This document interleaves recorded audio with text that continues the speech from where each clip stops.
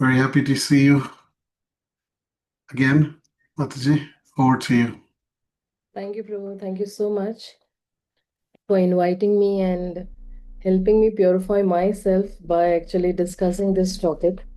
Because this topic is very close to my heart, but every time I speak, there is some improvement in my own chanting. And that's why I always accept such topics which help me improve my own self and my own chanting.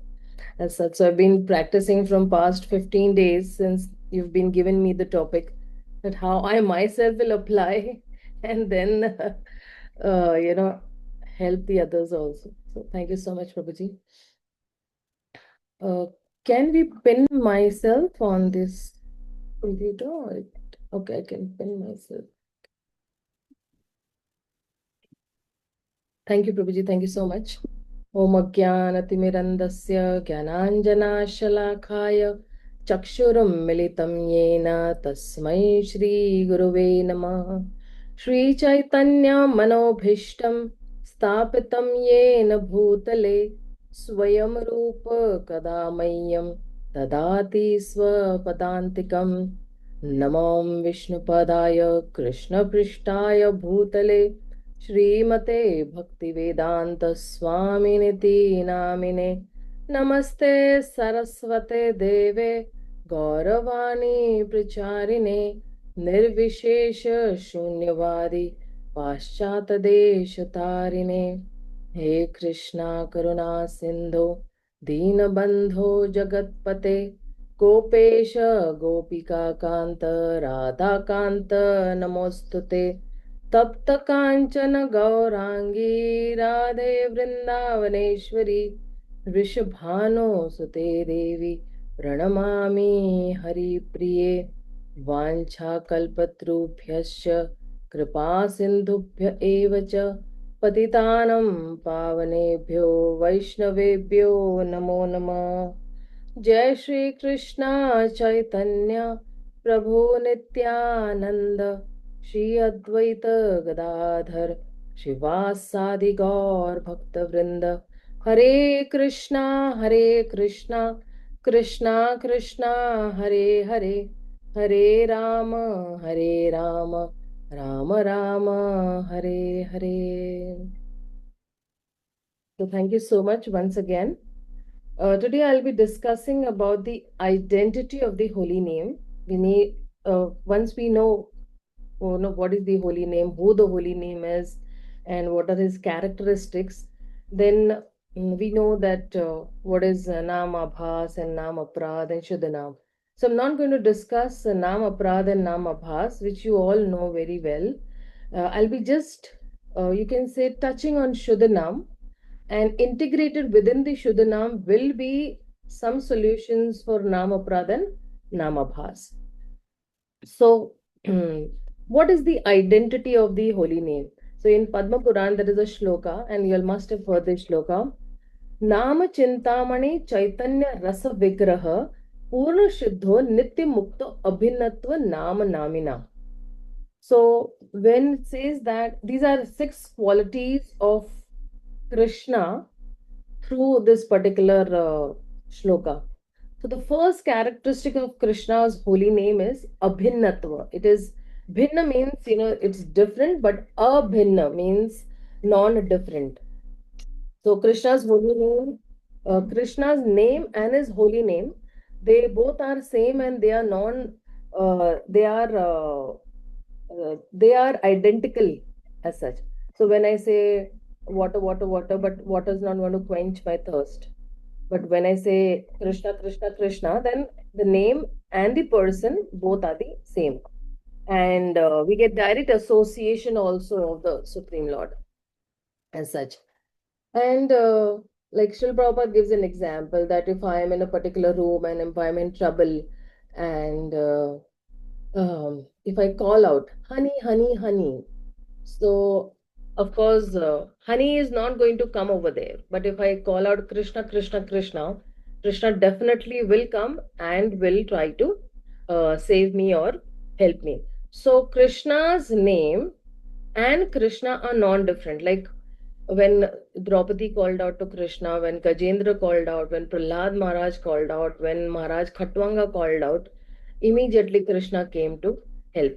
So this characteristic, this Abhinatva Nam Namina, this characteristic, it is revealing one of the qualities of Krishna, that he is absolute. And Krishna is absolute. His holy name is also absolute. When in the morning, when we actually sing during the Darshanarti, when we say that अंगानि यस्य सकलेन्द्रिय वृत्तिमन्ति. So, Krishna's name or Krishna's form are completely non-different from each other. And Krishna enters our heart, he cleanses it. Like, for example, if he drops some dal on the floor and I'm using a mop or a cloth to wipe it or to clean it. So uh, the cloth in itself should be clean, right? So the second quality of Krishna is that Krishna's holy name is Purno Shuddho. Shuddho means clean. So its holy name is completely pure. And like if you take this clean cloth and clean that floor of the dal which has been dropped on the floor, right? So the floor gets cleansed, but the mop gets dirty. So when Krishna's holy name enters our heart, it cleanses our heart. But that does not mean that the holy name gets contaminated. The holy name still remains pure in itself. In the Upanishad, in Sri Upanishad, we have Om Purnamadam Purnamidam Purnat Purnamudachyate Purnasya Purnamadaya Purnameva Vashishyate. So he still remains Purna.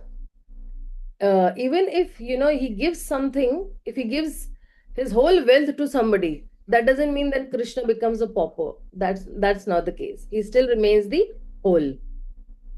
The third quality of Krishna's holy name is he's Nitya Mukto, eternally liberated. Nitya means eternal, and Mukto means liberated. And therefore, he's untinged and not influenced by the material world.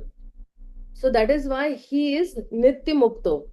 And like for example, you purify everything and still remain unaffected. The example of Prabhupada gives the example of the sun and the urine analogy.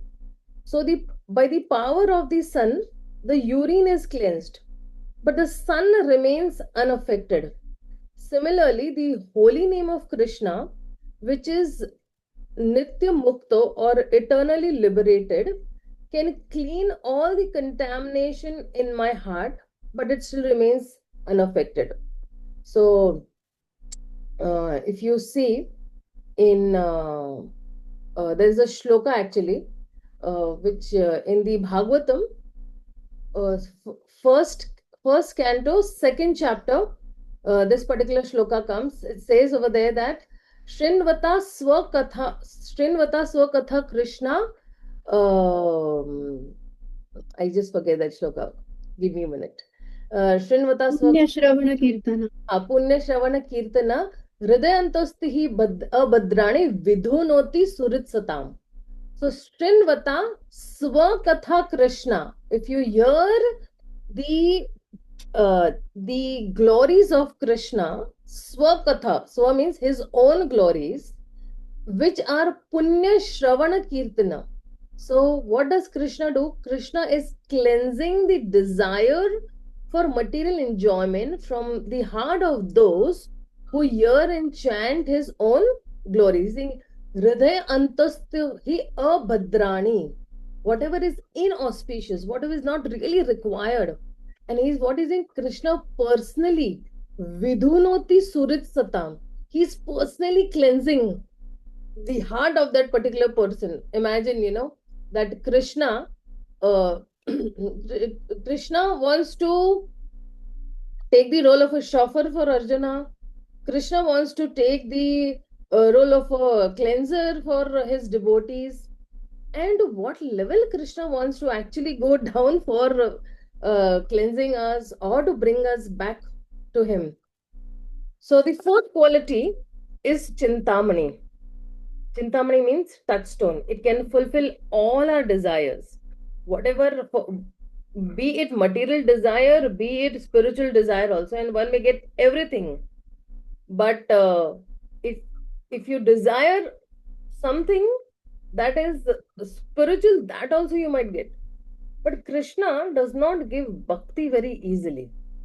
Why? Because he becomes subordinate to that particular person.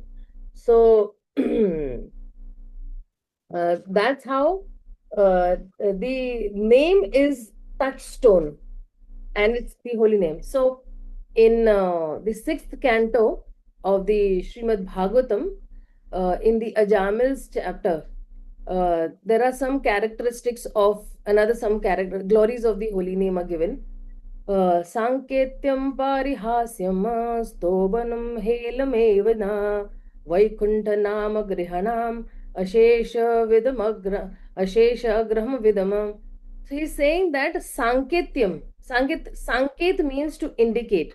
So when somebody just ignorantly chants the holy name, seeing the Hare Krishna devotees move on the streets, that see these Hare Krishna devotees are going. So he's just just indicating the Hare Krishna devotees are going.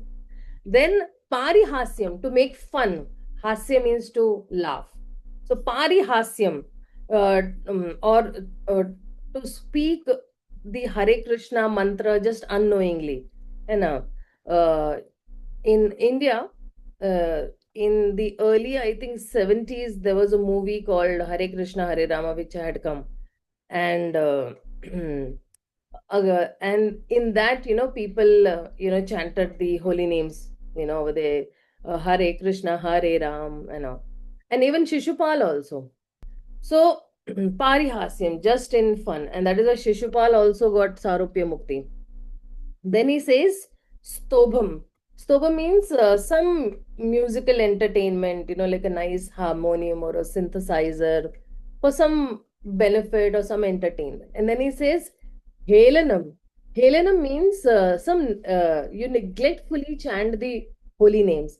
And he says that Ashesha Agharam means when somebody is chanting with Sanketyam, Parihasyam, Stobam, Helanam, then all his sins will be completely destroyed.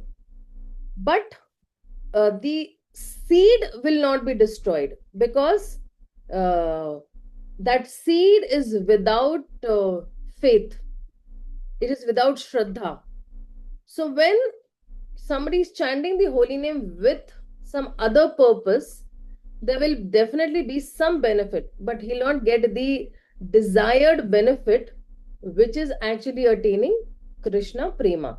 So purification will be there, and of course, bhakti has the power to control Krishna. So that's why Krishna does not award bhakti very easily. Na dhanam, na janam, na sundarim, kavitam va jagadish kamaye, mama janmani janmani ishwari, bhavatad bhakti ahetuki tvayi. So then the fifth characteristic is Chaitanya Rasa Vigraha. Chaitanya is Krishna's own name, and his name is identical. His name is Abhinnatvam, right? So this name, when you say Chaitya, Chaitya means consciousness. Chaitanya means consciousness, fully consciousness. He is completely Sat. This name, the holy name, is completely Sat, Chit, and Ananda also equally. So very important, because we don't consider the holy name as simply as the combination of some syllables, so that we don't become mechanical. So the holy name is all attractive. The holy name is completely pure, and still I am still not attracted to the holy name. And because in the seventh canto, Prahlad Maharaj's teachers, they ask him that, where did you get this attraction to Krishna from? And Prahlad Maharaj says that Yatha Brahmane Yatho Brahmana Swayam Akarsha Sannidho tatha me bhidyate cheta chakrapaner sudrishyaha. So he gave a very beautiful example over there. He says that ayo means iron. So you don't have to teach iron to get attracted, to the magnet. He spontaneously gets attracted to the magnet. Similarly, you don't have to teach the soul to get attracted to Krishna, who is like a very powerful magnet. However, this iron filing is covered by the rust of lust in its natural state. So he's not attracted to Krishna because when there is rust, then immediately it cannot attract. So when we when this rust will come out slowly, because see, we have many anarthas. We have lust, greed, anger, pride, and all. So then when all these are eradicated by chanting the holy names of the Lord, and once this rust is gone, then our heart is completely attracted towards Krishna. And Srila Rupa Goswami also gives an analogy in Nectar of Devotion. Over there, he says that when a patient is affected with jaundice, then he finds sugar candy very, pale, because his tongue is covered with the secretion of bile, and that's why he does not have much taste in it. So the same sugar candy is the medicine for jaundice, but still he is not experiencing. But that's the medicine also. And the sweetness can be experienced in our heart when all these anarthas, all these 6 anarthas are eradicated. And that is why it is said that Chaitanya, this whole process, that understanding that Krishna is non-different than his name. Krishna is a person, and I'm calling out to a person. This will come only when most of our anarthas will be eradicated slowly by chanting the holy names of the Lord. Now, the 6th characteristic is that it is a rasa vigraha. The holy name in itself is the personification of rasa. It's the embodiment of all the rasas, you can say. So when we say Sat, Chit, and Ananda, Sat is, Brahma, Chit is Paramatma, and Anand is Bhagwan. Now, actually, the soul wants Anand, right? But these 3 cannot give fulfillment. And what will give fulfillment is the reciprocation of the relationship between the soul and Krishna. And that reciprocation of this relationship is called rasa, or a mellow, or exchange of mellows. So the holy name is an embodiment of all the rasas. And how many rasas? There are 5 primary rasas that we know, and 7 secondary rasas. There are 12. So primary rasas are what? Shantya, Dasya, Sakhya, Vatsalya, and Madhurya, right? So how can we make a relationship with the holy name? Like, we have the 4 sampradayas, right? We have the Kumar Sampradaya, where they chant Radha Krishna, Krishna Krishna, Radha Radha. Or even in the Sri Sampradaya, we have Om Namo Narayanaha. And in the Vallabh Sampradaya, we have Shri Krishnam Sharanam Mama. So the Hare Krishna Maha Mantra can give us Madhurya Rasa, or this conjugal love. And Chaitanya Mahaprabhu and his contribution to the holy name is because in the Kali Sandanada Upanishad, this mantra is given, the Hare Krishna Maha Mantra is actually given. And this Hare Krishna Maha Mantra can give us the highest pleasure. See, in the Kali Sandanada Upanishad jo hai, the Hare Rama, Rama Rama, Hare Hare, and then it is Hare Krishna, Krishna Krishna, Hare Hare.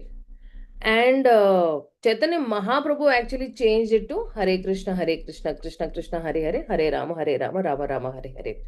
So somebody might ask that, how can you change the mantra which is given in these scriptures? So Rama means liberation. And Krishna means the one who gives love or prema. So only those who are actually qualified brahmanas could chant these mantras. So what did Chaitanya Mahaprabhu did? Because see, in those times, not everybody was a brahmana. Give me a minute.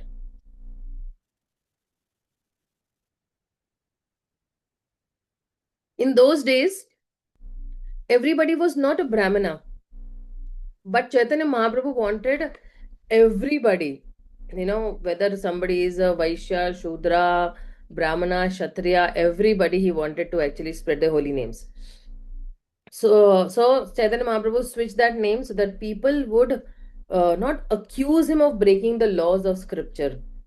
So to get that same effect, regardless of caste, creed, and birth and everything, anybody could chant these names, and nobody would object also. And that's why he changed the whole Hare Krishna mantra. In fact, he flipped that Hare Krishna Mahamantra.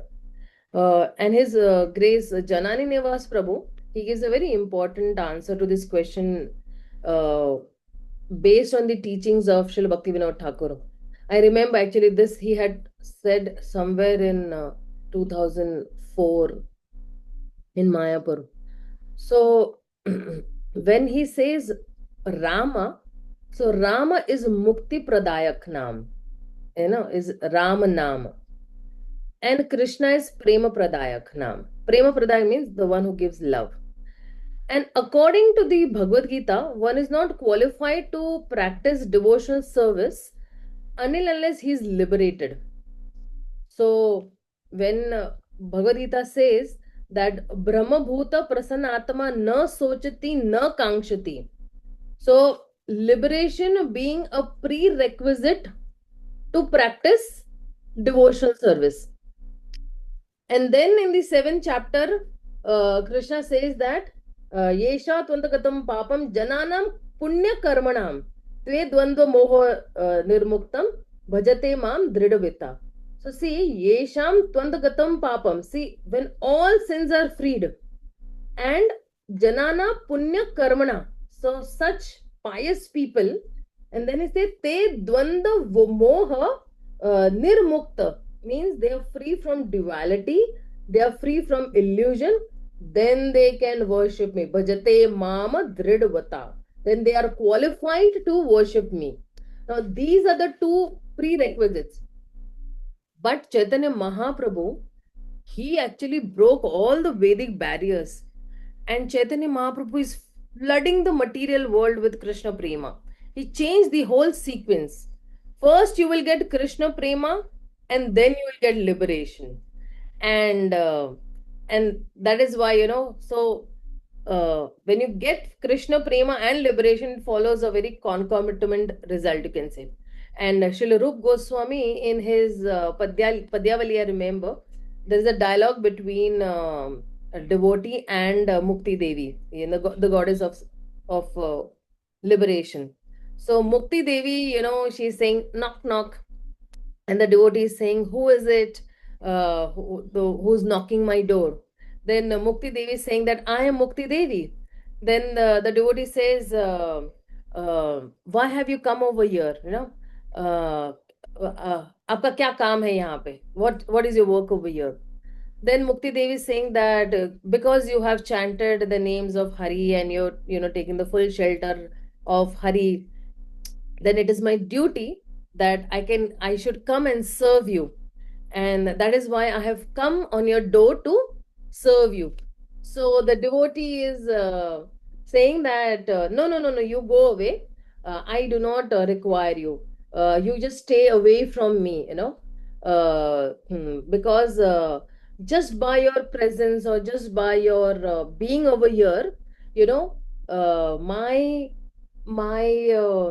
sandalwood like bhakti will be getting covered. So she's saying, the devotee is saying that you please go away from here, like somewhere harshly, but I am actually speaking a little politely. So then the devotee is saying that for me you are very menial, I don't want you. So Bilvamangal Thakur says that Mukti comes and stands on the doorstep like a maid servant serving. So, that which is a prerequisite for devotional service has become a concomitant byproduct today. And this is the contribution of Chaitanya Mahaprabhu, that um, there is so much of magnanimity in Chaitanya Mahaprabhu's, giving this Hare Krishna Maha Mantra, or else we would still not be qualified to chant the Hare Krishna Maha Mantra. We would be bereft of chanting the Hare Krishna Maha Mantra. So, our proper attitudes, they define the advancement on the path of Krishna consciousness. And if our attitude, uh, mm, not our aptitude, of course, that decides our altitude, and our inner consciousness is very much important. That with what proper attitude am I chanting the holy names of the Lord? See, in Srila Rupa Goswami's book also, no, the advanced what in Nectar of Instruction, he writes in the preface that advancement in Krishna consciousness depends upon the attitude of the practitioner. And then there are some of the fundamental principles, or you can say that the foundational principles of good japa also. So, what do we do in 22 hours of the day? It actually reflects uh, those 2 hours. So, like when you say that Raj Bhog offering, so the Raj Bhog offering is just meant to be kept 15 minutes, on the altar. But there is hours of preparation in order to make that offering very palatable and devotional to the Lord. Because see, somebody goes and brings sabji, then somebody is there to store it into the refrigerators, then there is somebody who comes and washes it, and somebody who comes and cuts it, somebody who comes and cooks it. So similarly, our chanting of 2 hours, but to make that 2 hours of chanting an offering of devotion to the Lord, then we have to prepare 22 hours rest of the day. So, what is my consciousness throughout the day? That is very important for me. So, chanting good japa is just like a recipe which has many, many ingredients in it. Uh, so, similarly, there is a recipe for good japa also. And there are several ingredients, and there are some basic principles also. What is my consciousness throughout the day? It will decide the quality of the japa next day. Or maintaining enthusiasm, developing that taste to chant the holy names, or avoiding mundane talks, uh, glorifying the Supreme Lord throughout the day, not gossiping around. Because this gossiping is called prajalpa. Prajalpa means talks which are not connected to Krishna, talks which are unnecessary, talks which do not bring us close to Krishna, talks which are, which bring our anarthas on the surface. So that is called prajalpa. So, what we do affects our consciousness during the chanting hours, and that is why, if you see all the time, the mind reels on those only topics. So, uh, uh, Prajalpa, the example is given in the Shastras, is that there is a frog who is croaking, and then the snake of Maya is actually trapping him. So the croaking of a frog or a toad is compared to, you can say that what he speaks, what he thinks, what he is doing, whether he is seeing television, whether he's seeing Facebook, Twitter, Tinder, and WhatsApp. So that's how. And then there are the offenses to the devotees. And then because too much of going close to devotees also, familiarity will breed contemplation. So how much we have to associate with devotees? How much do we see? Recently, I was yesterday hearing His Grace Radhesham Prabhu's one of his classes, which was he had given 4 months before that, how to run towards Krishna. Just give me a minute. How to run towards Krishna. And there he was saying that because there was one sweet girl who had asked the question to him. She asked that, Maharaj, I want to be very serious in Krishna consciousness. And you had mentioned that we should not waste even a single moment, of our day. Then how do I maintain that? So he said that maintaining enthusiasm or chanting good rounds depends on your association that you take. He said, how much association are you taking of your equals? And how much association are you taking of your seniors? So we should have somebody whom we are greatly inspired by. At least two, three devotees we should have in our life whom we are greatly inspired by as such, and we can look upon them like a godfather or something, that no, I want to be like so and so person, who is very serious, she's very serious, that way. So uh, when when we have our association right, then the chanting will be very nice, and then we'll get enthusiasm.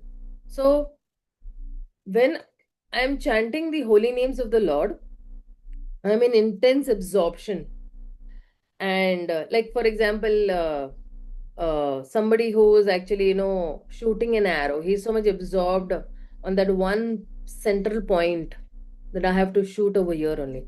So when we are chanting, our mind is either in the past running or in the future. Of course, I have experienced this there thousands of times and millions of times from the time since I'm chanting, that either it runs in the past, that okay, few years back something had happened, and something might happen like this in the future also, something like that.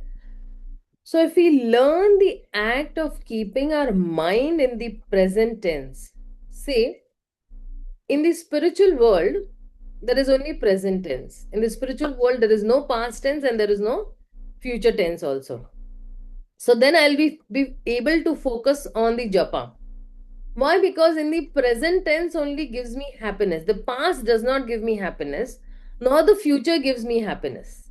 Only the present tense will give me happiness, and that is why in the spiritual world also there is happiness throughout, because everybody is living in the present tense. Nobody remembers the past, because over there the spiritual body is only structured that way that nobody remembers the past and nobody will actually anticipate also the future. So uh, uh, so sometimes there is an example given of our old friend is coming to meet us, during Japan. Seldom the mind is actually present. So old friend coming means old thoughts coming in to meet us. So japa should be a very exclusive activity. It should not be mixed with you know deity worship, or attending the Bhagavatam class, or doing kirtan also and japa also. I've seen many people when they come for the Bhagavatam class, the speaker is speaking and they are chanting the Hare Krishna Maha Mantra. Basically, this particular act is very, you can say that it is a very insulting act for the speaker, uh, or it is a disrespecting act for the speaker. Why? Because you are trying to show all the others who are attentively hearing the class, that you're saying that, oh, this class is so boring that I don't feel like listening to the speaker, so rather let me chant. Of course, chanting is very important. I'm not saying that chanting is not important, but it has its own separate time for chanting. Now, because the person who is sitting on the Vyasasana, see, he might be even junior to me. He might have come in Krishna consciousness after me. But because he is representing Srila Vyasadeva, it becomes my prime duty to hear those transcendental words that are coming from not his mouth. Actually, the words are given by Srila Vyasadeva. And that is why all these things should not be mixed, Um, sometimes you might write your affirmations also, that, today I want to chant the holy names in the mode of the servant of the servant, that yes, Krishna, I am the servant of the servant, and I really genuinely want to be the servant of the servant. Or You can write an affirmation that Krishna, today I want to chant the holy names in a relationship with you. That I have a relationship with you from time immemorial.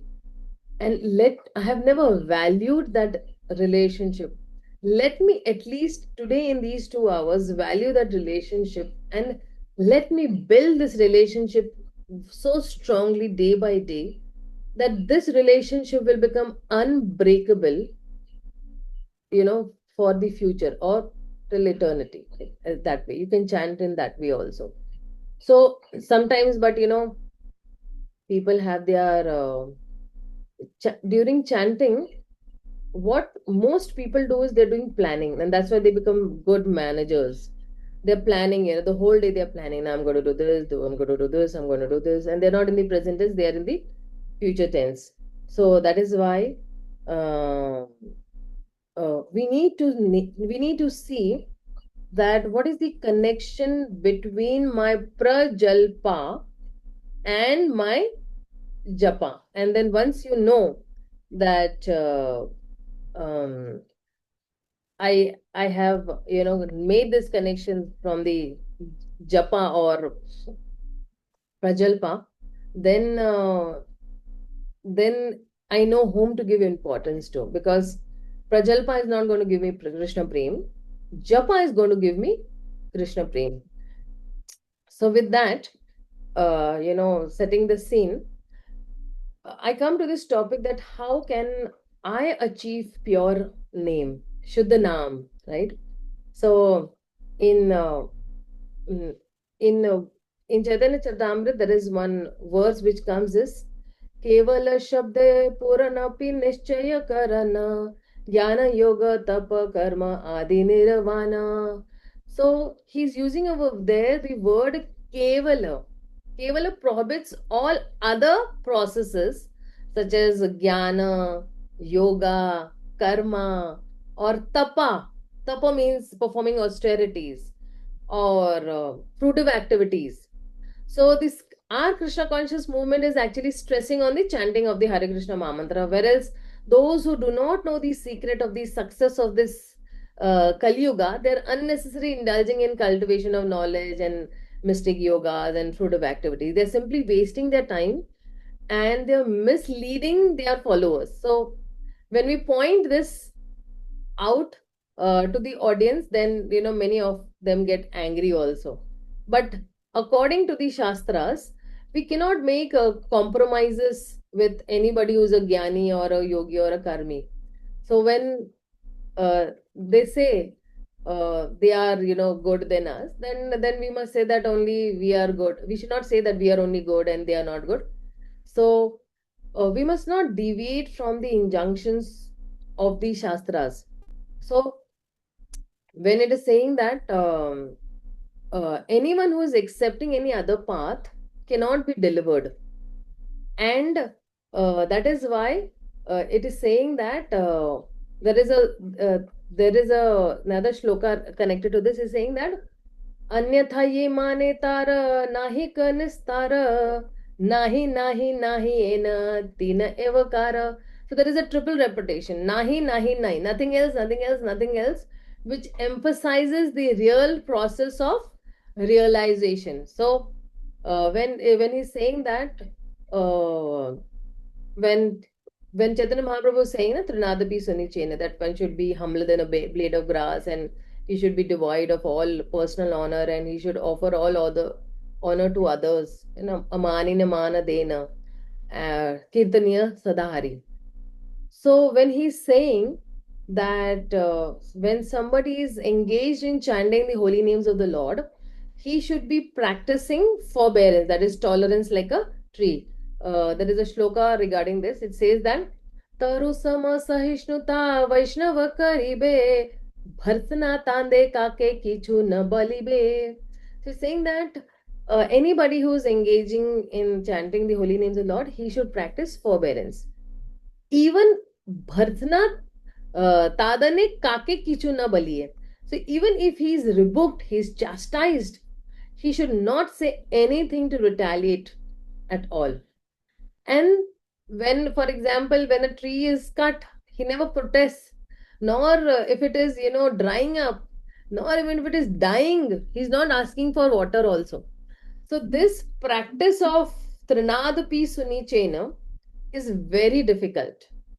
But if somebody is chanting this Hare Krishna Maha Mantra, then this quality of tolerance automatically will develop. And when a person is advanced in this, Krishna consciousness or spiritual consciousness through this chanting, then he need not practice to develop it separately. Automatically, it gets inculcated. And all his good qualities also will develop over a period of time simply by chanting this Hare Krishna Maha Mantra. See, imagine that by chanting the Hare Krishna Maha Mantra, all the good qualities of all the other demigods also and Krishna also will come within us. Krishna in the 13th chapter of the Bhagavad Gita, there are some 5 shlokas from 13.8 to 12. And in that shloka, the first thing is actually demanding is that amanitvam and adambhitvam. So the first quality that Krishna is desiring from us is humility and tolerance or pridelessness, you can say. So when he's saying that all these qualities, so Vaishnava do not ask, a Vaishnava does not ask anything from anyone. If somebody is giving him, okay, fine. He does not give anything, fine. Or if somebody is given him to eat, he's okay. He's not given, no problem. The Vaishnava does not demand, and that is why he should strictly follow the principles of chanting the Hare Krishna Maha Mantra, which is bringing back the mind again and again towards the lotus feet of the Lord, and chanting the Hare Krishna Maha Mantra attentively, right? And that is why he should be satisfied with whatever he gets easily. So this is actually this is called a devotional behavior. Devotional behavior means what? That whatever comes on its own accord, you accept. If it does not come, then you don't hanker for that, right? And that is why he solidly maintains devotional service. So when he's saying Tranadapi Sunichena Tarorapi Sahishnam Amanina Manadena Kirtanya Sarhadvi. So when he thinks himself lower than the blade of grass, because this grass is specifically mentioned in this verse because everyone will trample on the grass, and yet the grass never is protesting. So any leader or any guru, he should not be proud of his position, being always humbler than the blade of grass or a common man. They should be just preaching the cult of Krishna consciousness or the cult of Chaitanya Mahaprabhu by chanting the holy names of the Lord.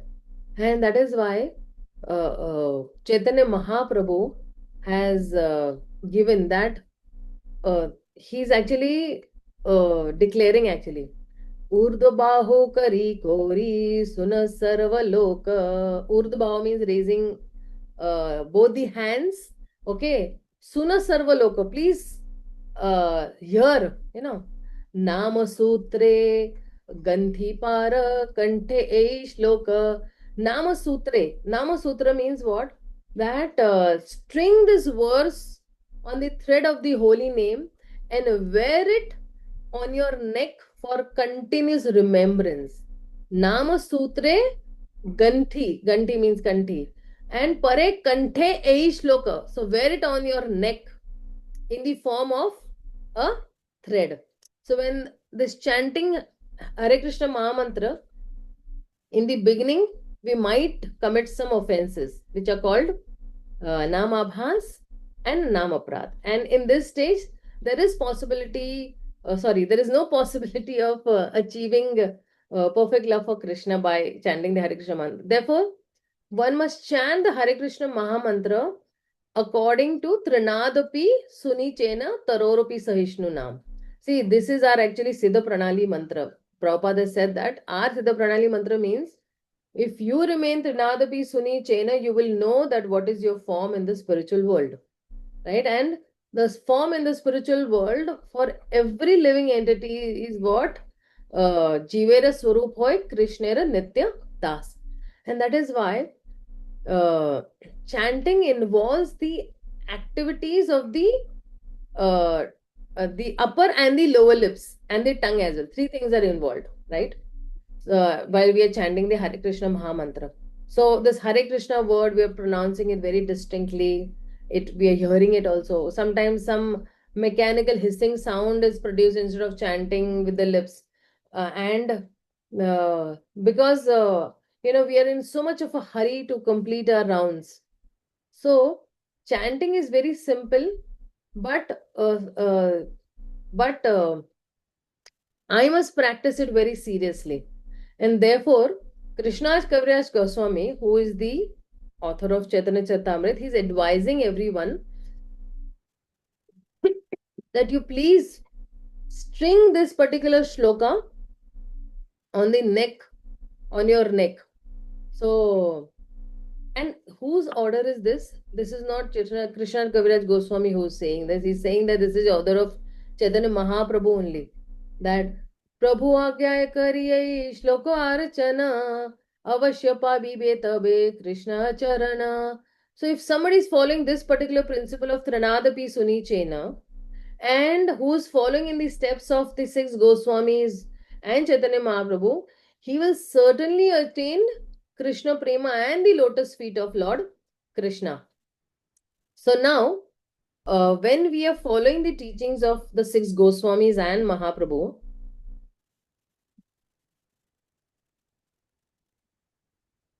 we should not compromise. And because there is some, hesitation, and we might not even say, oh, Trinadipi Suni Chena, every time I'm hearing this particular shloka, Trinadipi Suni Chena and all, and this injunction and all.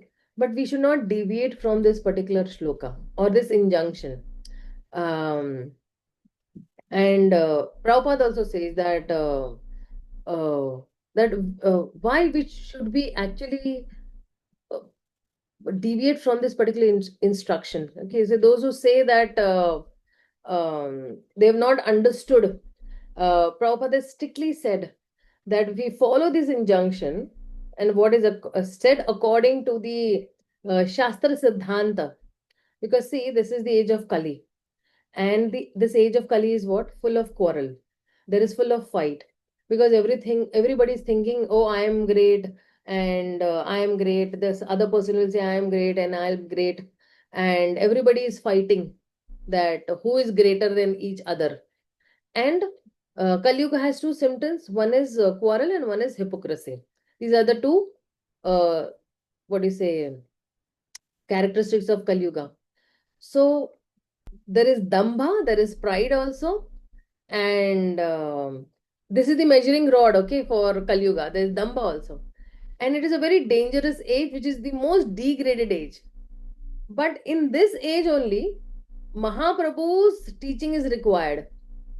If somebody is accepting this Trinadipi Suni Chena, and if we can understand it, if we can practice it in our life, then we will be saved.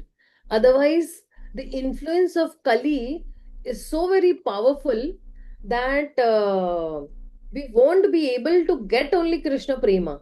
And that is why Prabhupada says that this uh, practice of tolerance, of forbearance, Trinadapi Suni Chena, is very difficult.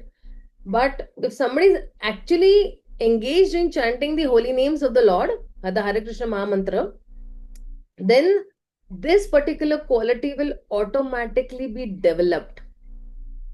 And see, a Vaishnava is not a beggar.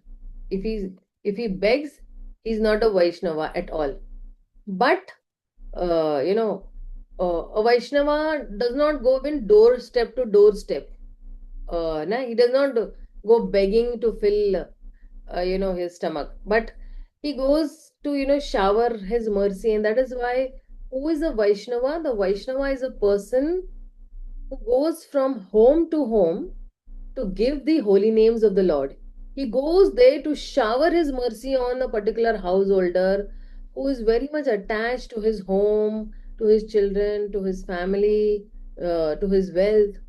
So, a particular grahastha is thinking in terms of I and mine, and therefore, this grahasthas or general in people, they are actually very much bereft of this pure knowledge. Why? Because he's in delusion, and a grossly deluded person, he's thinking of only I and mine. But everything belongs to Krishna, because Krishna is the Bhoktaram Yagna Tapasam Sarvaloka Maheshwaram Surya Sarva Bhutanam Gyatva Mam Shantim Richati. So everything belongs to Krishna. Nothing belongs to me at all. But I am so deluded that I'm thinking that it is I and mine. This is mine. This is my house. This is my children. This is my property. So that which is actually Krishna's property, I'm calling it mine. And that is why I'm a very great offender. I'm a biggest criminal. And I have a very great criminal mentality to try to possess that which is Krishna's property. Or you can say, in Prabhupada's language, you can say to lord it over the material world and to enjoy it as such. So he's saying that I am committing a very great crime. And in order to shower mercy on a great criminal like me, then the Vaishnavas come to my home to give me this pure Krishna consciousness. And it is not that the Vaishnavas are coming, to house to beg for some food. Krishna can provide food to anybody. If he can provide tons and tons to an elephant, why will Krishna not provide food to a pure Vaishnava who is selflessly serving him? So the Vaishnava is not at all, hungry, or he's not asking for food. So when Chaitanya Mahaprabhu is saying, no, that Trinadapi Suniche na Tarorupi. Taror means tree. And Kaviraj Goswami, he is speaking that this tree may dry up, he may die also, but he will never say, give me water. He will keep on tolerating. And that is why a Vaishnava also should tolerate. He may be hungry, he may be wanting food, but he will never ask that, oh, give me food, I'm very hungry. He is tolerating. You know? So this Vaishnava, he will not ask for anything, but he will also have this Aichita Vritti. Aichita Vritti means not the profession of not asking anything. If you give me, okay. If it comes on its own accord, okay, I'll accept it. If it does not, then I will stay. So that is why that Vaishnava becomes completely surrendered to the lotus feet of the Lord and to the holy name. The one who is not greedy, the one who is very tolerant, the one who does not have envy, this particular person will be able to chant the holy names of the Lord in complete surrender. And this is the behavior of a Vaishnava, that the Vaishnava does not ask anything to anyone. Please give me dhanam dehi, putram dehi, janam dehi, wife dehi, husband dehi, children dehi, or wealth dehi. No, he does not ask anything. And he is tolerating. According to my karmas, whatever I have got, right? For example, sometimes if some people do not beget children, or they are very poor, or they want some big things, then they keep on asking, give me this, give me this. But a Vaishnava is Taroropi Sahishnu Naam. He's very tolerant as a tree, and he is always engaged in chanting the holy names of the Lord, remembering the Lord Dasya, Sakhya, Atma Nivedan, and Shravanam, Kirtanam, Vishnu Smaranam. In Prahlad Maharaj's teaching. See, in the seventh canto also, what is Prahlad Maharaj teaching is that this devotee is never lazy. Day and night, the devotee is engaged in serving Krishna. No one can understand Vaishnava because sometimes externally we might feel that is Vaishnava. See, that is why it's saying Vaishnava Kriya Mudra Vignena Bujhaya. Somebody might be a very learned Pandit in the society, but we cannot understand the activities of a Vaishnava. It is not easy to understand because they cannot understand it. See, once, even if you remember this particular incident where Prabhupada was actually peeping out from his window, from his apartment, and he was seeing a very huge truck. And the disciple is thinking that, maybe Prabhupada is in Maya because he's thinking about, so many, he's seeing so many cars. Maybe he's desiring that he wants a car or something like that. But when later on it was discovered that, Prabhupada, what are you thinking? Then Prabhupada is saying that I am seeing that huge truck that is going, and I'm thinking that how this can be used for Rath Yatra. So again, we cannot understand that what is the pure devotee thinking also. And uh, because we cannot understand them, then we cannot do also anything. So the Vaishnavas are very, very selfless and very, very tolerant. See, we have the example of Madhavendra Puri also, right? And he would never ask anything from anyone. He may be hungry, he may be thirsty, but he is to always tolerate, asking nothing from anyone. And one day he was sitting under one tree in the jungle of Vrindavan, and he was very thirsty and hungry, but he was not asking anybody anything. And Krishna came to him in the form of a coward boy, and he said that, hey, what type of a sannyasi you are? Sannyasis go door to door and they do madhukari in Vrindavan. They beg. Why are you not begging? You are hungry, you are thirsty, and still you are not asking anything. And Srila Madhavendra Puri is looking at him and he's asking, who are you and how do you know that I am hungry and thirsty?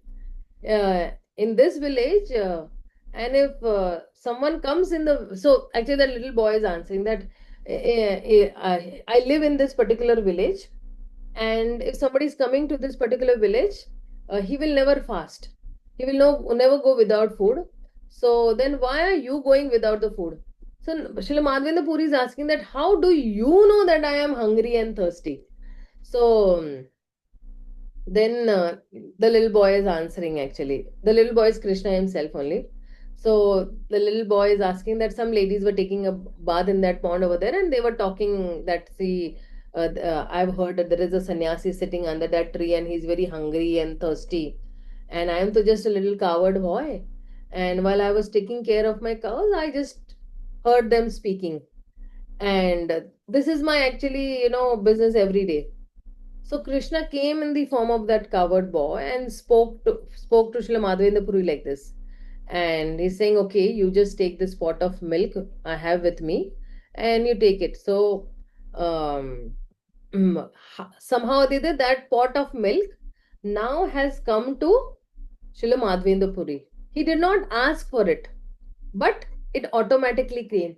And that is why when a devotee thinks that Krishna is only my maintainer. See, when somebody is thinking that it is coming on my plate on its own, I don't have to ask, please give me food. So, one who is completely surrendered to the lotus feet of Krishna and the holy name, he never thinks of his own maintenance. He knows that Krishna will maintain him, right?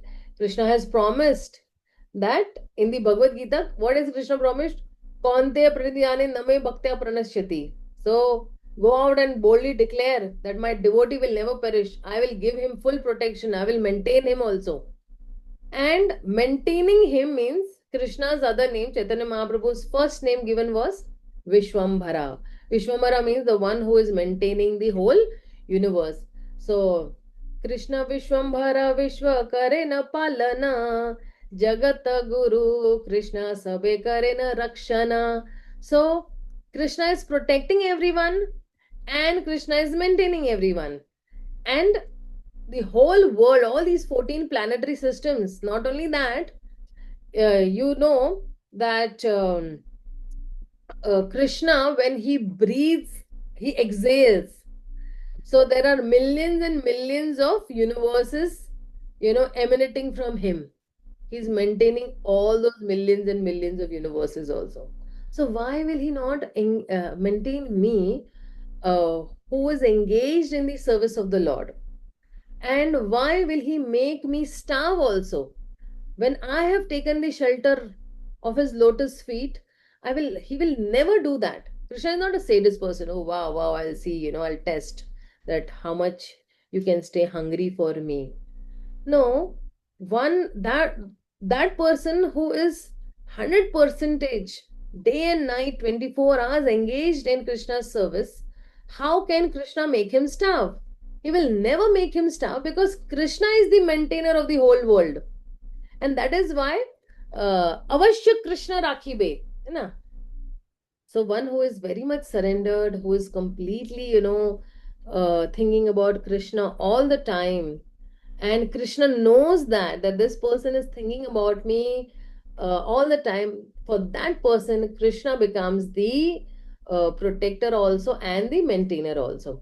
See, this is one of the symptoms of Sharanagati, surrender, so why should I really think, my work is to actually just chant the holy names of the Lord for 2 hours focusedly. Then whatever activity I am doing throughout the day, that activity also becomes Krishna conscious. Whether I am cooking for the Lord, sorry, whether I'm cooking for my family, whether I am going for my job, all these activities become Krishna conscious. Because why? Because all the time we are thinking about that, how can I serve Krishna the best? That karma, whatever we are doing, for example, somebody is working from 9 to 5, right? That particular karma also from 9 o'clock to 5 o'clock, that also becomes a Krishna conscious activity because we learn to offer the fruits of our activity to Krishna slowly and steadily. So, um, uh, everything you can say that whatever I'm offering, I'll offer to Krishna because Krishna is my protector, Krishna is my mentor, and then the surrendered soul thinks like that. That yes, definitely Krishna will come and protect me. And if I am a faithless person, if I'm having doubt, samshaya, so there is actually a definition also of a faithless person. Ashraddhana purusha dharmasya parantapa aprapya mama nirvartante mrityu sansara vartmani. So those who do not have ashraddhana purusha, those who are not faithful, है ना, dharmasya parantapah, on the path of this dharmasya or this devotional service, and a parantapa, they cannot attain me. And aprapya mama nirvantante, so and mrityu samsaras vartamani. So uh, he does not uh, uh, he returns, what he's saying over there, aprapya mama nirvantante mrityu samsara, he will return to the material world again and again by taking birth and death again and again. So one who has no faith in Krishna and he's doubting in Krishna will again and again come down here in this material world, and he will be moving in the cycle of birth and death. He cannot have Krishna at all. He cannot even approach Krishna. And that is why one must have full faith in chanting the holy names of the Lord and complete surrender. He should not never think that, of his maintenance or his, protection. Krishna will definitely protect that particular person because uh, Krishna is already protecting so many Jivatmas. Why will Krishna not protect me? We know this story of Shiva's Thakur, that Shiva's Thakur, in Shiva's Thakur's house only, Chaitanya Mahaprabhu started his first Sankirtan, in that particular small household. And Shiva's Thakur is like a grihastha. He had wife, he had children to maintain, and they were dependent on him. But Srivas Thakur was completely surrendered to Chaitanya Mahaprabhu. He would never say, my family, my wife, my son, my daughter. Rather, he would always say that they are Krishna's family. And the whole family was engaged in serving Krishna. They had dedicated everything. So, and that is why they never did anything. They never went out, they never earned some money, they never took up a job, they never did even any business also. So, then how somebody might just wonder that how is this family being maintained? Because he was completely surrendered and he was engaged in Shravanam, Kirtanam, Vishnu Smaranam, and his whole family was being maintained. Now, Chaitanya Mahaprabhu wanted to test Shiva's Thakur. So one day Sri Chaitanya Mahaprabhu went to the house of Shiva's Thakur, and Chaitanya Mahaprabhu said, "Hey, you're a family man, and you have a very big family to maintain. Why don't you go out and earn some money? How will you maintain your family otherwise?" And Chaitanya Mahaprabhu saying, the Grihastha's duty is to earn money, but you are not earning any money. You're not doing any business. You don't have a job. Why don't you go out and earn? So Srivas Thakur, thought to himself, for some time, and said that, I have accepted only one job, which is to serve Krishna. Then why should I accept another job, to become Maya Das? And Maya will give me a job and I'll accept it. Do you think so? That I will accept a job offered by Maya? And when Chaitanya Mahaprabhu asked this question, Srivas actually did not say anything. He actually just clapped 3 times, like this. So Mahaprabhu is asking, what does this mean? Why are you clapping 3 times? So then, Srivas Thakur is saying that I chitta vritti. I chitta vritti means completely surrendered. He's saying that uh, I'm a pakka Vaishnav. I chitta means one who will never go out and ask for anything from anyone. So whatever is available without asking, he will accept, right? That Krishna is my maintainer, Krishna is my protector, Krishna is my family and all. So he clapped 3 times and he said that that means if supply will not come for one day, I will tolerate it. The whole family will tolerate. Tarorupi Saishname. He's saying that if it does not come for one day, I will tolerate. If it does not come for second day, I will tolerate. If it does not come for third day also, we will tolerate, right? But the fourth day, if there is no supply, then we will go and drown ourselves in the Ganges. Finish. So when Srivas Thakur actually said that, Mahaprabhu became very pleased with him. And that is why Srivas Thakur is a completely surrendered soul. Ei mata Vaishnava kare kichu na magiba, aya chitta vritti kimva sakha phala khaiba. So that is why Chaitanya Mahaprabhu, Srivas Thakur is saying that I don't need anything. If it is coming on my own accord, I will give. If it is not coming on my own accord, then I'll stay like that only. But my work is to continuously chant the holy names of the Lord, and I am completely surrendered. That is why I'll just keep on chanting the holy names of the Lord, and that is why this holy name of the Lord is the biggest wealth for a Vaishnava. And this holy name, Kali Kale Nama Rupe Krishna Avatar Nama Hoite Haya Sarva Jagat Nistara. So in this particular age, simply by chanting, one is associating with Krishna, and he will be delivered also by just chanting. Nama Rupe Krishna Avatar. Krishna has come in the form of his Nama Rup. Of course, I have a lot to say about the holy name, and I can go on and on and on. But I just want to ask the organizers that how much can I stress? Um, I see that devotees are still hanging in. It's almost 9:50 here, p.m. If you have more you want to cover, that's fine, or we can go into Q&A. Yeah, I just will take another like 5 minutes to cover. That's fine. Yeah, I'll just take some 5 minutes so that I'll just complete this whole, this that how can I develop this strong faith for Krishna? When I'm chanting the holy names of the Lord, my all anarthas will be destroyed.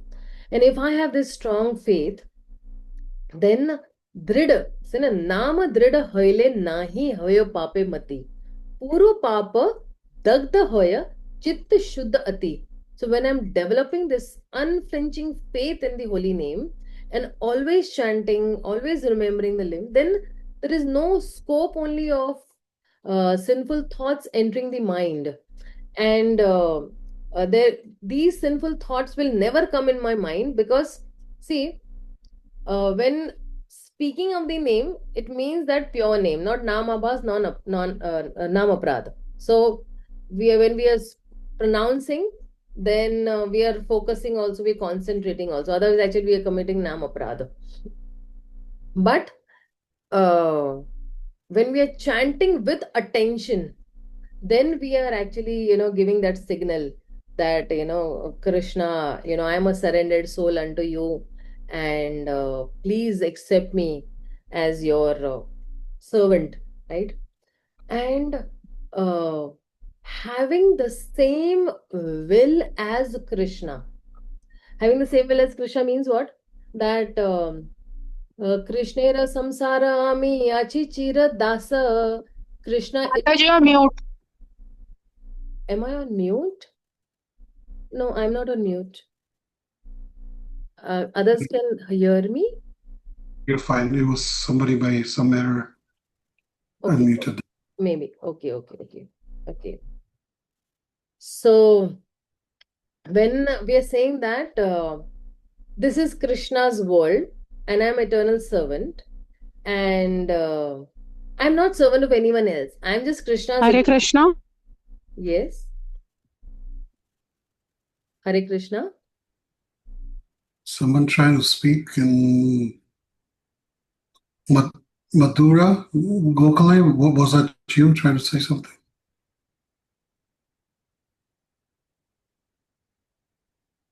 Please go ahead. Unmuted them. Okay, fine. Thank you. So where was I? Krishnera samsara mi achi chira dasa. Krishna ichha matra kariya amara prayasa. So whatever is Krishna's desire, I will do only that. I do only that what Krishna wants me to do. I have no separate will from Krishna. And this is my mentality. Krishna ichha matra kariya amara prayasa. Prayasa means my endeavor is there. Okay. So when Krishna said to Arjuna that go and fight, this is the teaching of the Bhagavad Gita. But Arjuna was not willing to fight. No, I won't fight. I'll go to the forest, I'll become sannyasi, I'll go and meditate over there. But Krishna did not want that. Krishna wanted Arjuna to fight, although the fighting was very fierce. Although that fighting was very fierce, but Krishna did not want, Krishna wanted Arjuna to fight, but Arjuna was not ready to fight as such. But this is Krishna's will. He said, Arjuna, you fight. But then Arjuna heard the whole Bhagavad Gita from Krishna and he understood. And then what is Arjuna saying? Nashta moha smritil labdva tavat prasadam mayachyuta sitosmi gata sandeha. All my doubts have been vanquished. Karishye vachanam tava. Because all my doubts have been vanquished, now karishye vachanam tava. That means I will now obey your instructions as such. So all these delusions have gone. And because he was thinking, oh, these are my brothers, these are my friends, and how can I do? how can I kill them? But now I have understood, and all my delusion is gone. I'm no more in forgetfulness.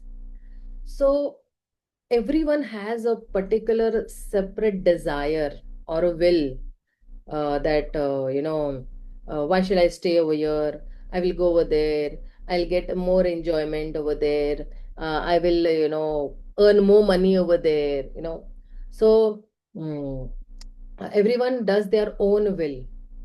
But if somebody will go and ask his spiritual master, Guru Maharaj, I want to do this thing. I want to go there. What should I do? But if Guru Maharaj says that, this place is more better for you, but still he will go somewhere else. But nobody wants to accept Krishna's will. Now, somebody might ask, Mataji, where is Krishna's will written? Please tell me. Read the whole Bhagavad Gita, you will come to know whatever Krishna is desiring. Krishna is desiring Yat Karosi, Patram Pushpam Phalam. Then in the 12th chapter also, Krishna is giving so many Man Mana Bhav Mad Bhakto, then Sarva Dharma Parityaja Mam Ekam Sharanam Vraja. Then in the 12th chapter also from 12.8 to 12.5, he's giving that whoever, sorry, 12.8 to 12 point, I think it's 20. He's giving that if you do this, you will be dear to me. If you do this, you will be dear to me. If you know, when he's saying that Advaishta Sarva Bhutana, Maitra Karuna Evacha, Nirmamoha Nirahankara. So wherever he's saying this, these are all Krishna's will. This is all Krishna's desire. And that is why when I read the Bhagavad Gita on a daily basis, I'm reading from that point that what does Krishna desire from me? And in that, Prabhupada is guiding us through his purpose. So, what will I, how will I apply this Krishna's will in my life?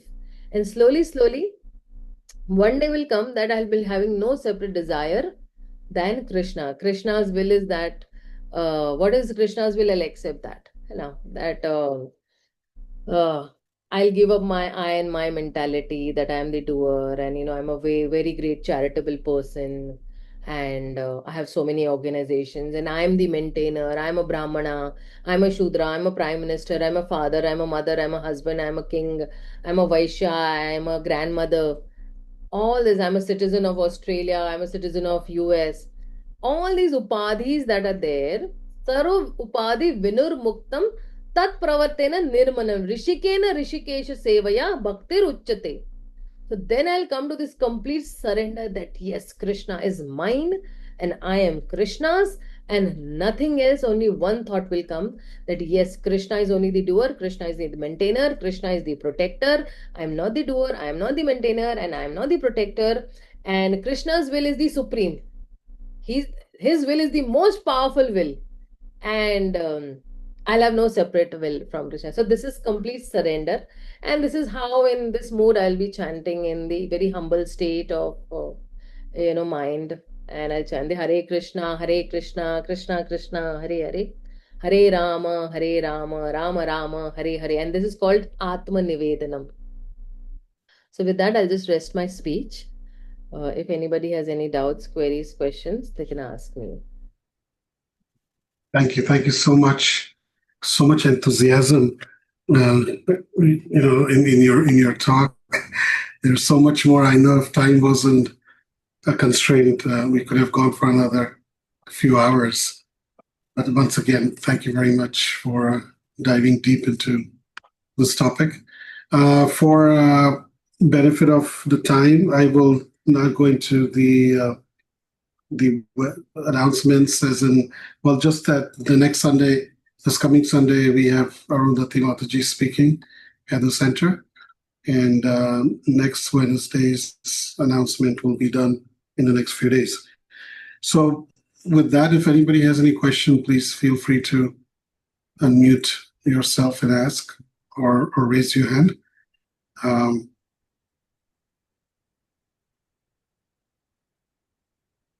Anyone?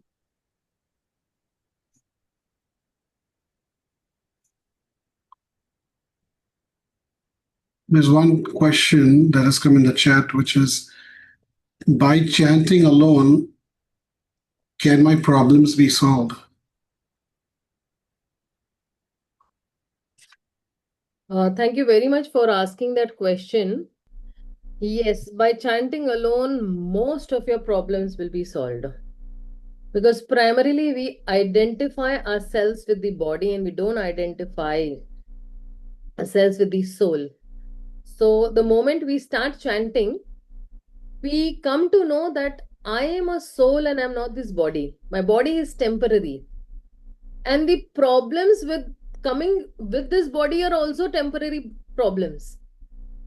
So, this misidentification of the body when you are chanting is actually solved.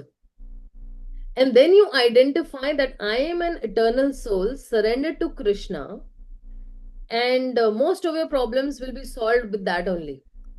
Sometimes we feel that our material problems of post, position, job, money, or wealth, or family, all these actually, that's why Krishna also in the Bhagavad Gita is chastising Arjuna. He's saying that this is anaryan jushtam. This is see, Arya is a person who knows the goal of life or who knows the value of life, who's civilized. But anarya means who does not know the goal of life. So the moment we know that what is the goal of my life, then most of the problems will shed away automatically.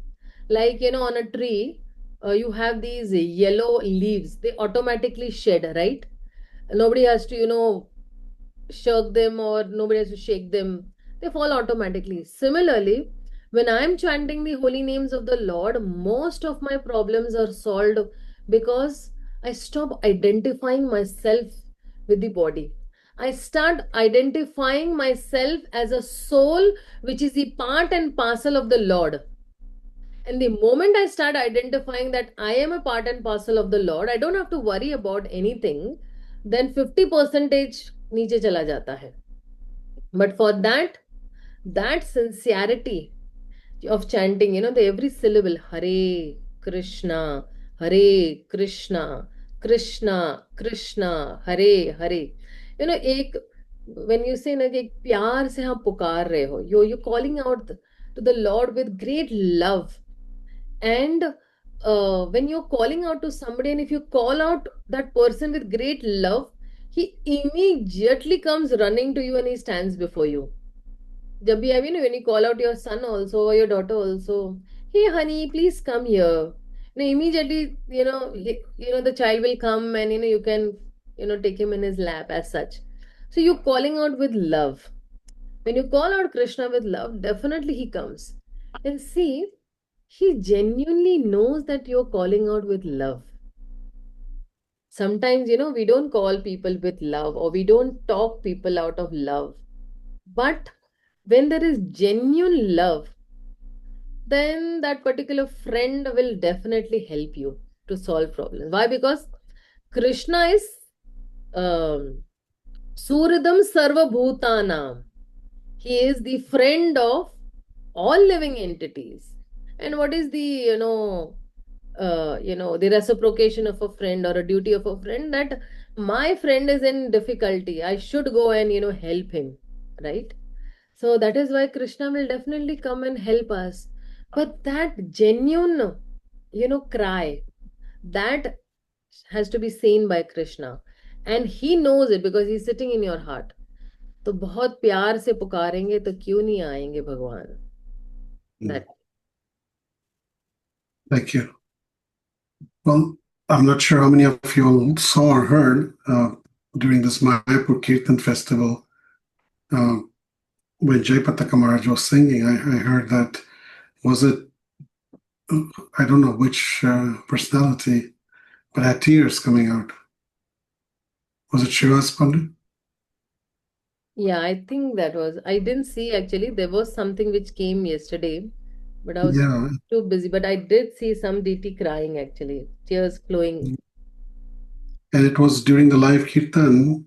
Also, they focused, and not many people were surprised that why not. So this happened for those as related to the topic that hundreds and thousands of devotees singing together. And at one point, Jayapataka Swami is singing, and it was captured that there was tears coming out. If somebody may say there's perspiration, but perspiration would come from the top, go on the eyes, and then come down. But this was right coming from the lower part where the tears come from. So amazing.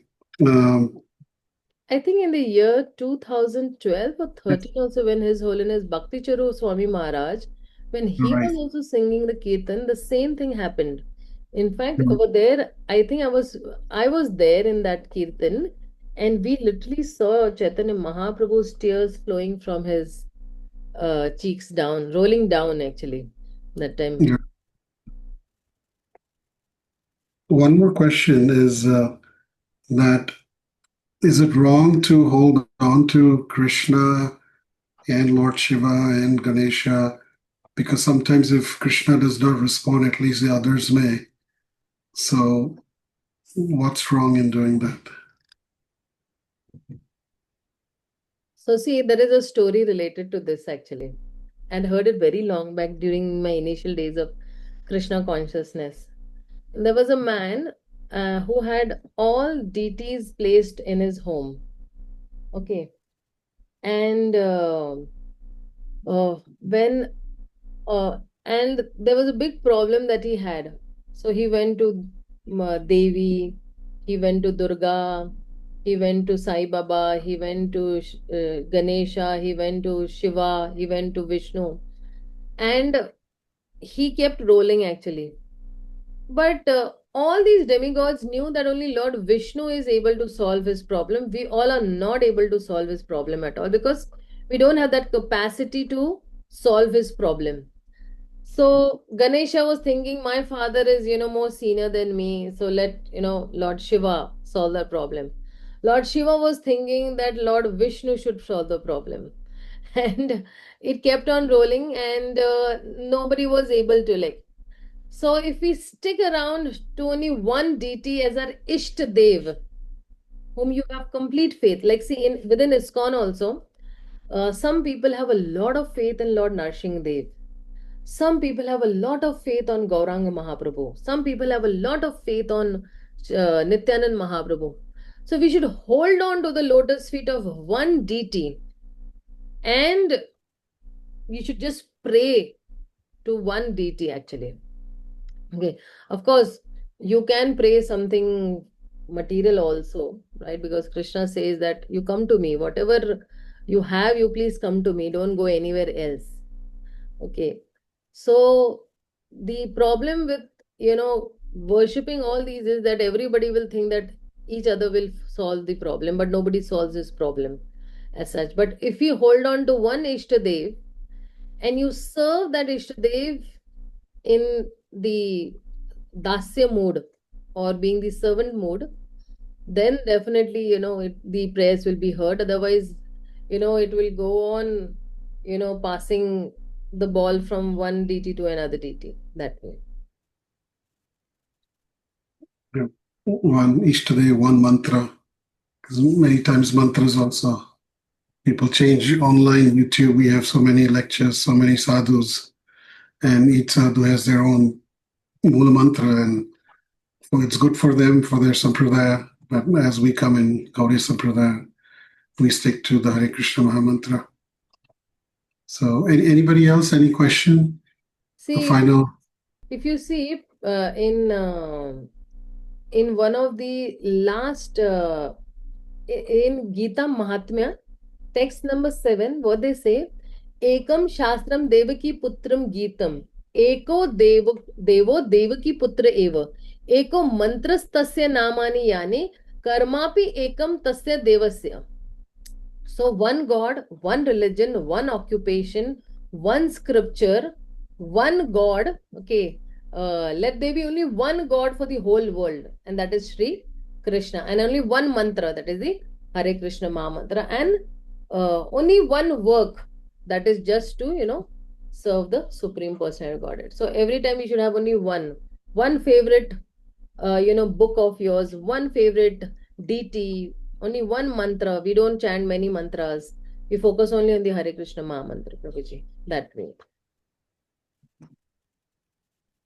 I'm so happy to see there's 32 devotees on the call past 10 o'clock. That's so wonderful.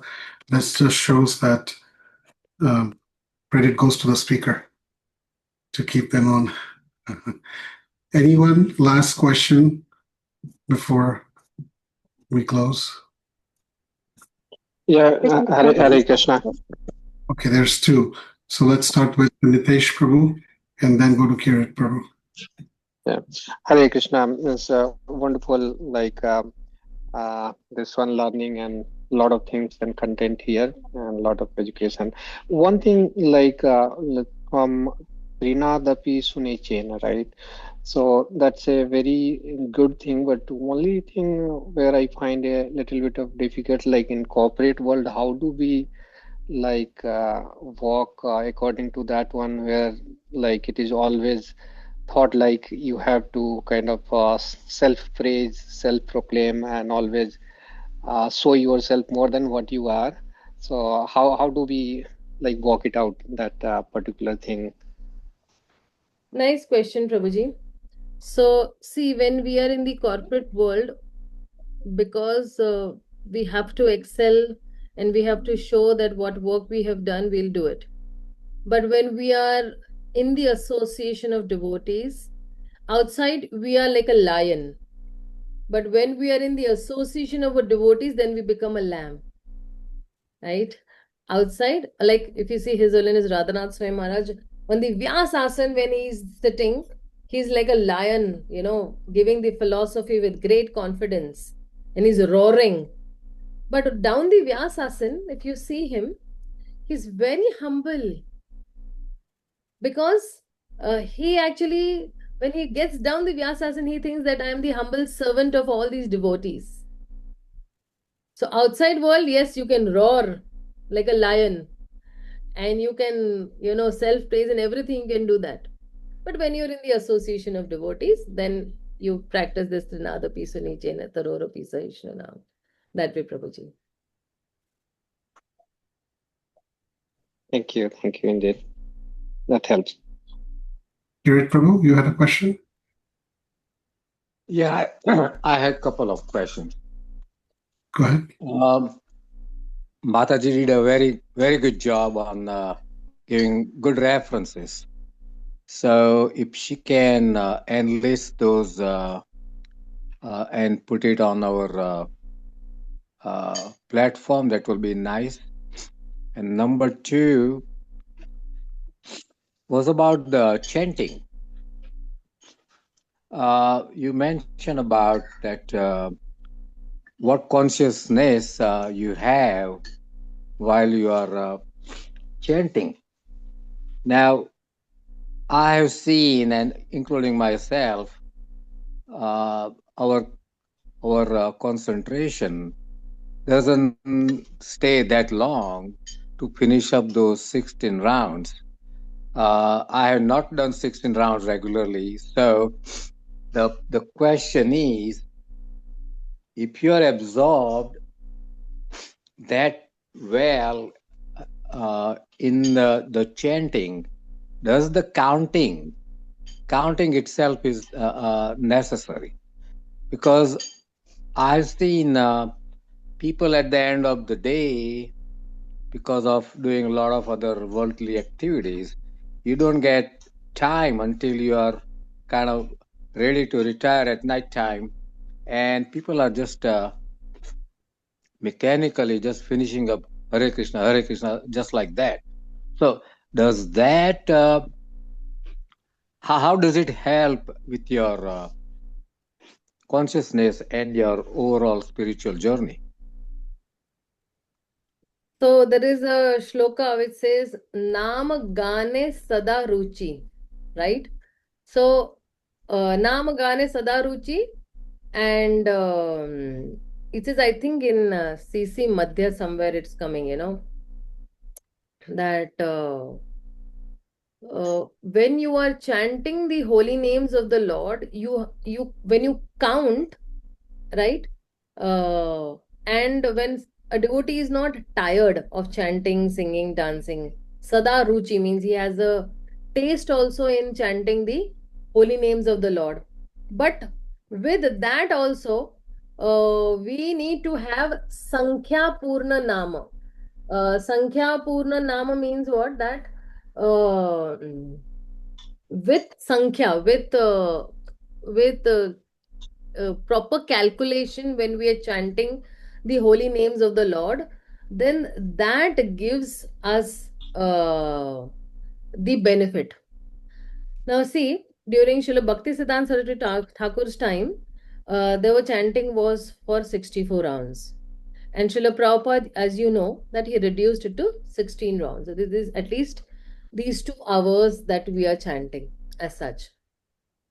Now, when we are following the instructions of the acharyas, when the acharya said that 16 rounds of chanting, so there is Sankhya Purvak Nam. Then that Sankhya Purvak Nam, because the acharya has instructed us and we chant, then that will have a more of potency, more of power also when we are chanting the holy names of the Lord. Now, with the challenge that most people face during chanting is that of attentiveness. Okay. And uh, prioritizing chanting as the most important activity of the day. So, what can we do to, combat this thing, this challenge? So, one is we chant near Tulsi Maharani, it gives us faster results. Second is we give up bad associations, and when we're chanting in front of Tulsi Maharani, uh, and we have this Hare Krishna Mahamantra written somewhere, and we just focusing. So over here, there is a pure devotee in my house who is Srimati Tulsi Maharani, and I am having the Hare Krishna Mahamantra as such. And when I'm chanting the Hare Krishna Mahamantra, then I am actually reading it. So my full focus is on that particular mantra.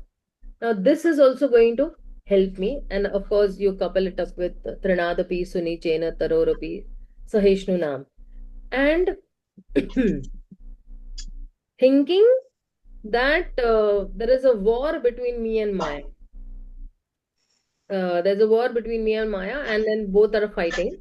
And then if I'm chanting the Hare Krishna Mahamantra, see, the mind is the biggest turbulent factor in my life. If I control my mind, then that is going to help me, right? Because the mind is going here and there, and in all places it's going here and there. And if I'm able to control the mind, then and controlling the mind means you're reading the Hare Krishna Mahamantra. It is I have this habit of reading this Hare Krishna Mahamantra, and this suggestion was given by Srila Bhakti Vinod Thakur long back when he had given his thoughts on chanting.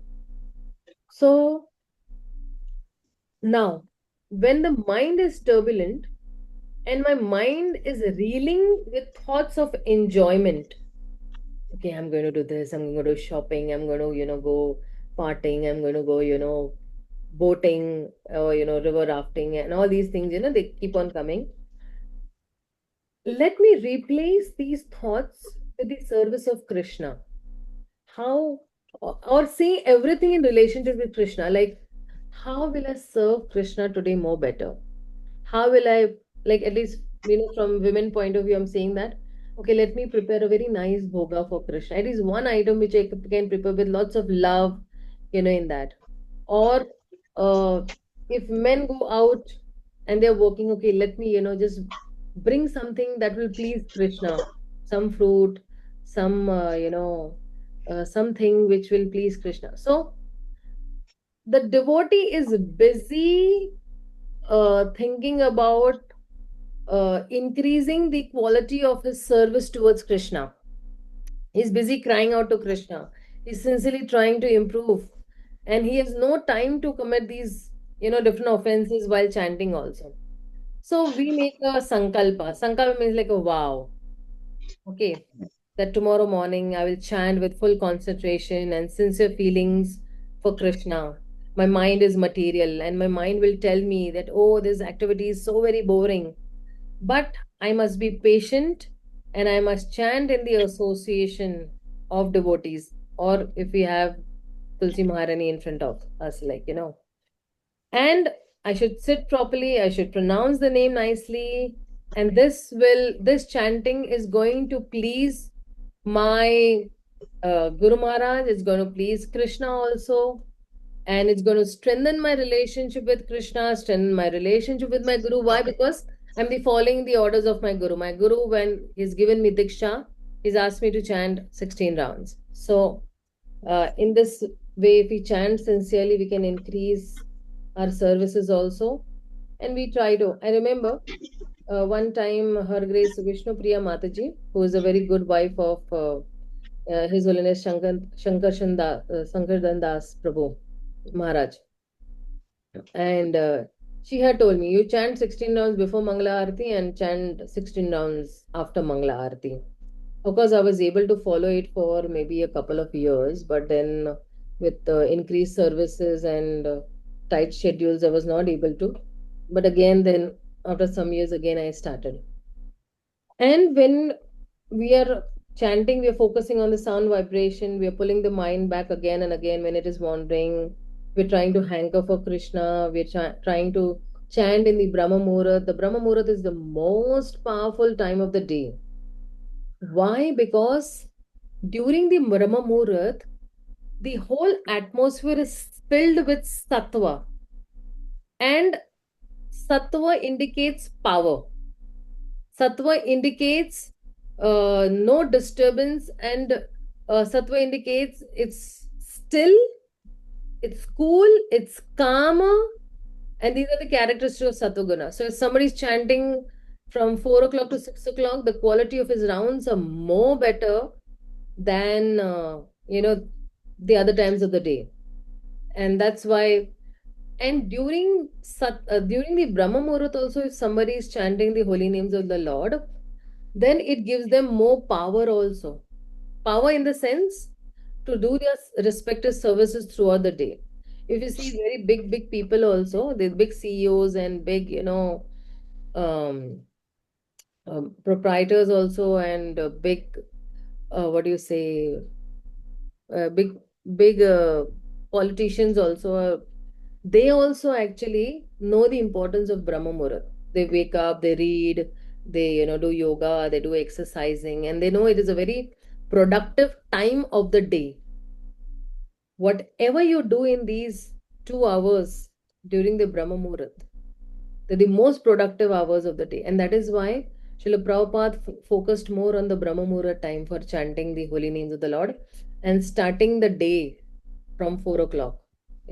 We have our aartis and everything and chanting during this Brahma Muhurat time. And this Brahma Muhurat time lasts till 8 o'clock. From 4 to... Of course, the peak period is from 4:30 to 6:30. This is the peak period. And then slowly, it dwindles. And then Rajagun starts. Rajagun starts from 8:30. And it goes on. Big span of Rajaguna goes on till like 7 o'clock in the evening. And then Tamoguna starts. So if we want to be productive and we want to get full benefit from the holy name, then we can chant early in the morning.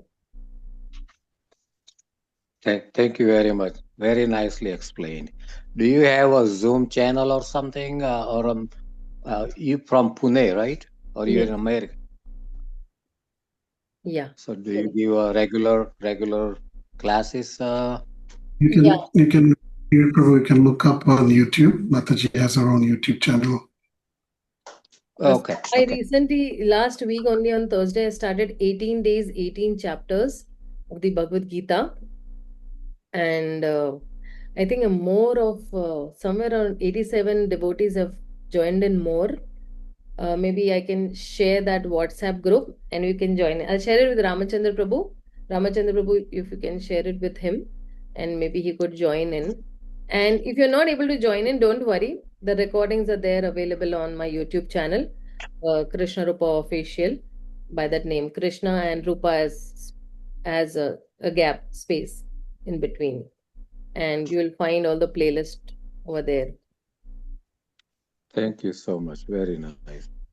Like your lecture today. Very nice. Thank you. Thank you. Thank you, Prabhu. Very much, Mataji, for your time once again. We hope to have you again in the near future with us. Devotees, let's unmute and thank Mataji by loudly chanting Mahamantra together. Hare Hare Krishna, Hare Krishna, Krishna Krishna, Hare Hare, Hare Rama, Hare Rama Rama, Rama, Rama Hare Hare. Thank you, Mataji. Srila Prabhupada ki jai, Gurudev ki jai. Hare Krishna.